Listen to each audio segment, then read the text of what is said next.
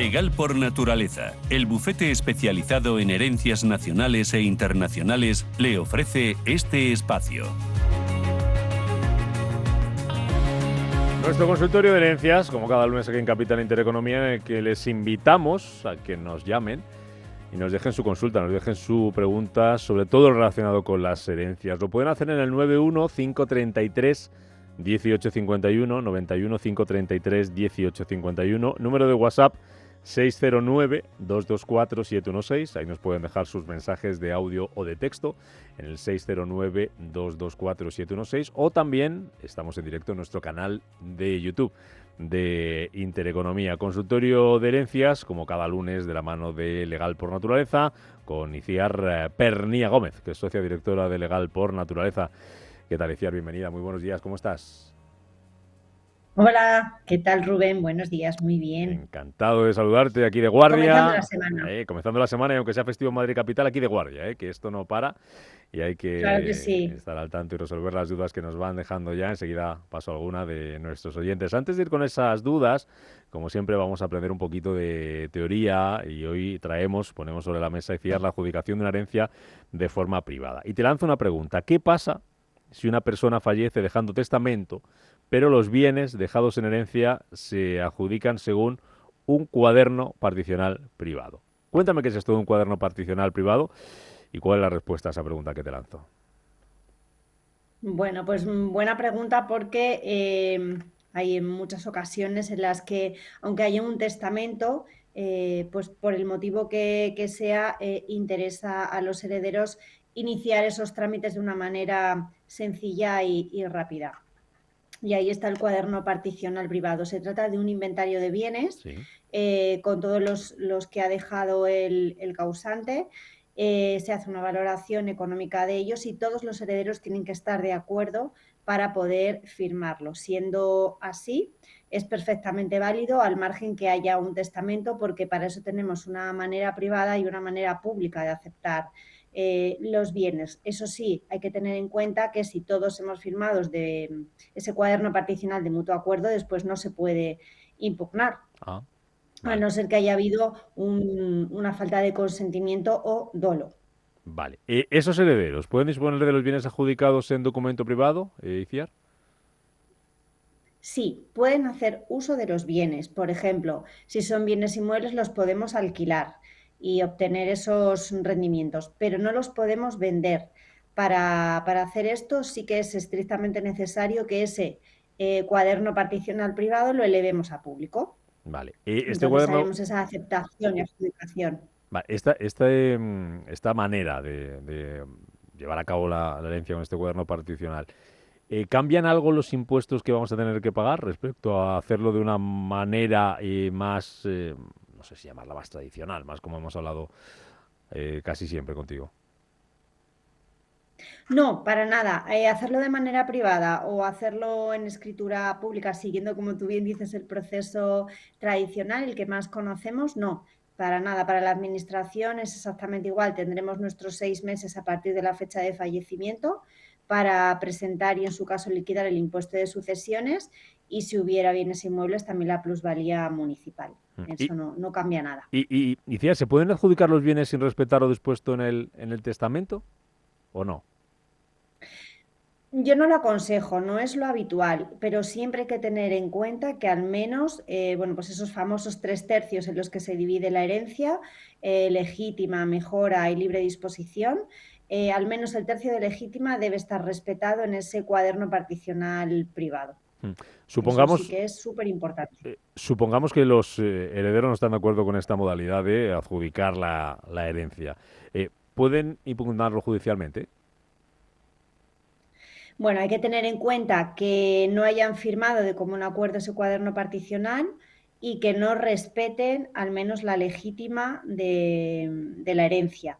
En ese caso, yo sí que veo viable el poder pleitear, pero debe ser con motivos justificados y de peso. Mm.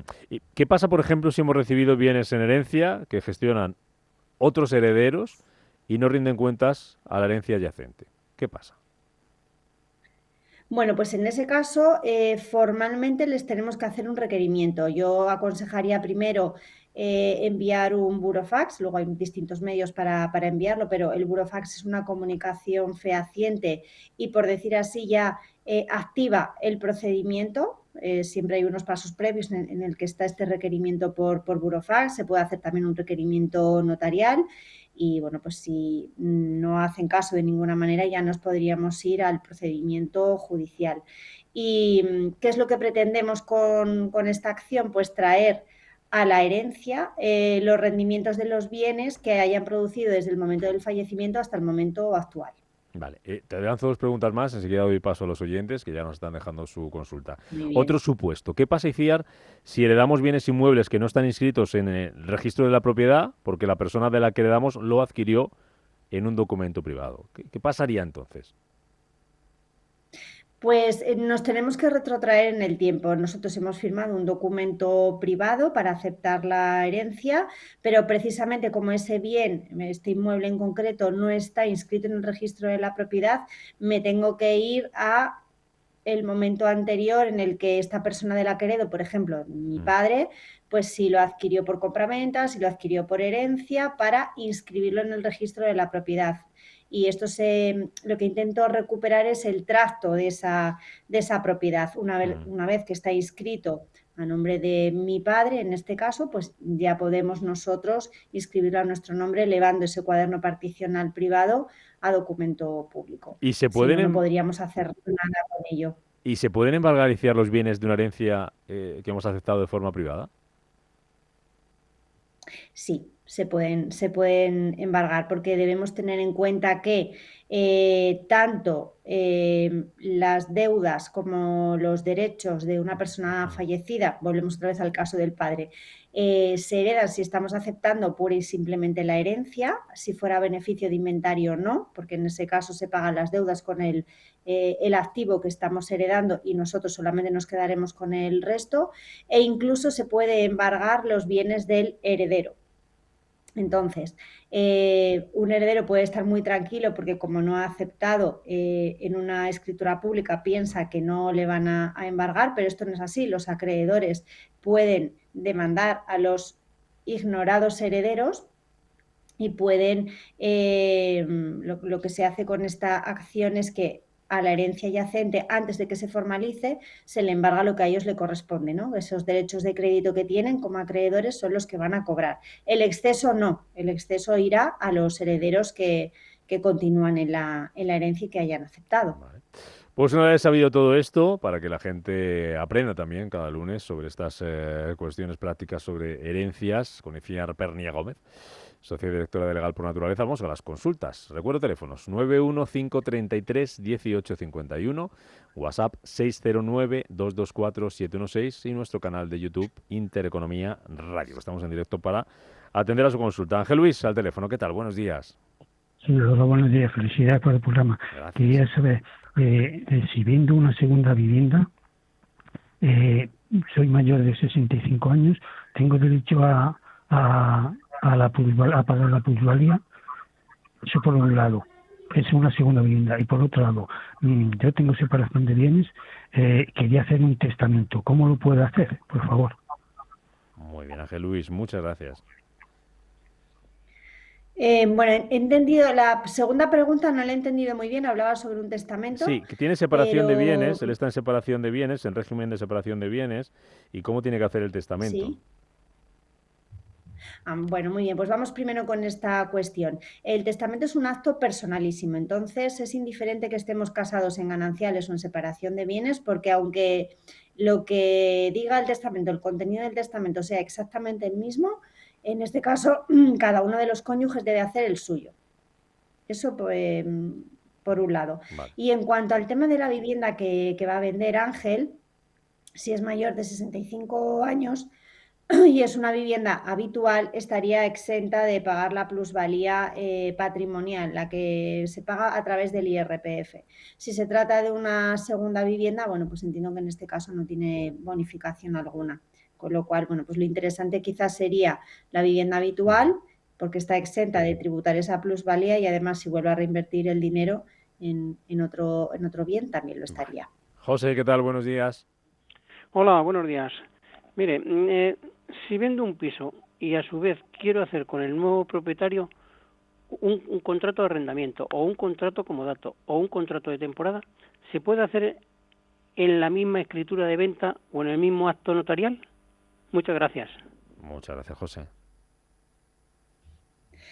Vale, no entiendo muy bien por qué quiere hacer este contrato de arrendamiento en escritura Claro. notarial, No sé si podemos, pues pero vamos a no ver si entiendo que sea... conseguimos. José está por ahí, Porque mira, sí, José, venga, sí. ahí. Sí, Ah, bueno, porque dígame. queremos dar un tiempo para hacer un traslado a otro sitio. Entonces, pero ya queremos tener el dinero para luego, si una vez que nos marchemos, pues no tengamos que volver, porque fuera nos vamos a desplazar O sea, de los que se provincia. quedan, aunque vendan, a ver, que yo igual no me he enterado yo bien.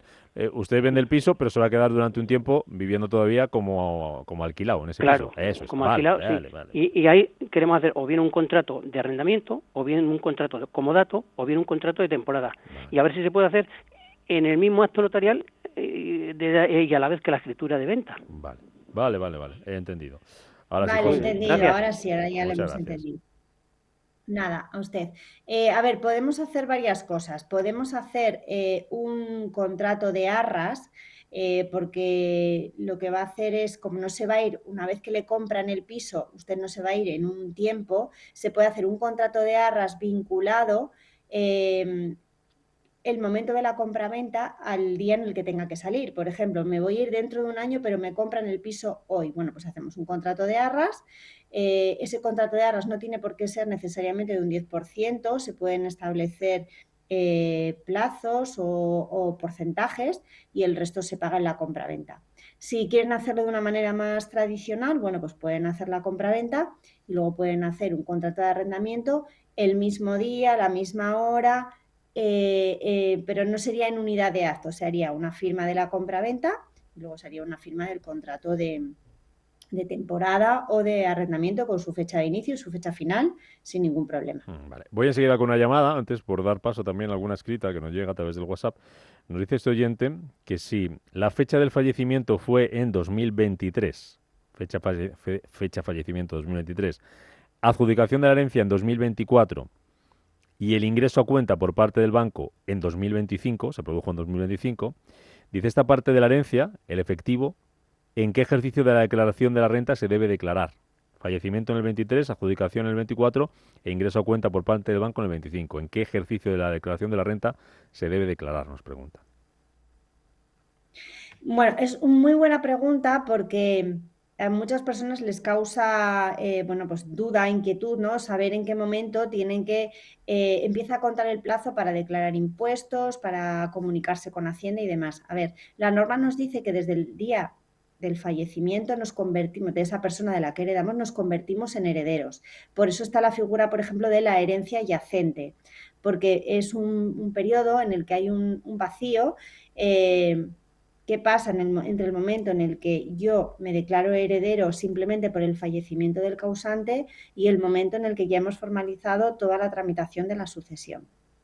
Con lo cual, en mi opinión, sería en el ejercicio 23, cuando tenía que haberlo declarado. Ahora bien, si hubiera comunicado con Hacienda porque, por ejemplo, no sabían el importe de estas posiciones, más que nada para que no devengaran intereses de demora o sanciones, pues lo podían haber hecho, ¿no? En el 23 declaro que voy a recibir una herencia, pero que no conozco todavía las posiciones y que se declararán en el momento que se sepan, o se hace una estimación y luego hago una complementaria. Vale. Pero si no lo ha hecho y lo va a hacer ahora en el 2025, yo lo que haría sería presentarlo en 2025 y complementarias del 2024 y 2023 para que no haya sanción y lo presente de motu propio. Vale, perfecto. Juan, que está al teléfono. Buenos días. Sí, hola, buenos días. Muy buenos días. días. Mi pregunta es la siguiente. Yo en alguna ocasión he oído, pues eso, ¿no? De que realmente no deja una herencia, una cantidad determinada, supongamos 100.000 euros, con la condición de que se vaya utilizando parcialmente, no sé, 1.000 euros al mes.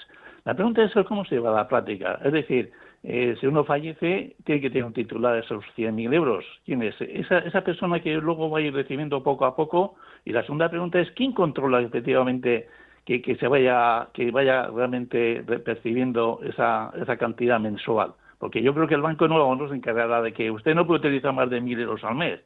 ¿Quién sería la persona que se encarga de efectivamente controlar eso? Muchas gracias por su llamada, Juan.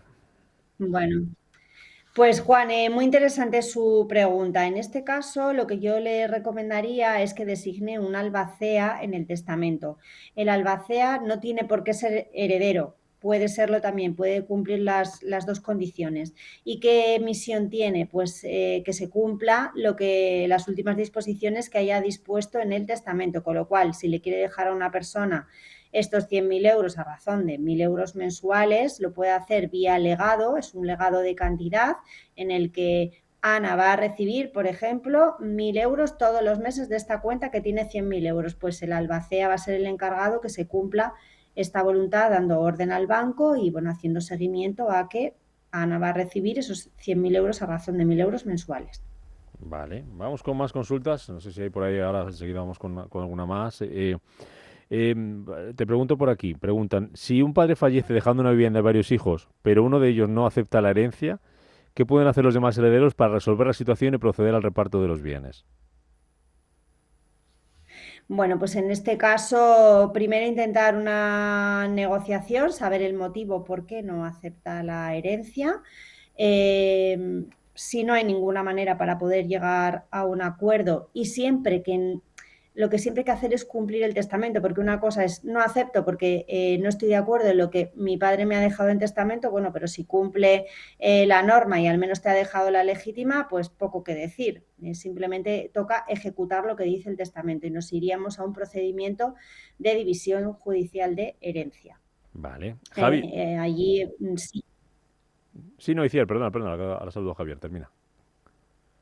Vale, no, perfecto. No, decía que si de todas maneras en el juzgado, en ese primer proceso de formación de inventario, tampoco logramos llegar a acuerdo con este heredero, pues será el contador partidor el que fijará el inventario de bienes y adjudicará directamente a cada uno su parte. Ahora sí, última consulta. Javier, muy buenos días.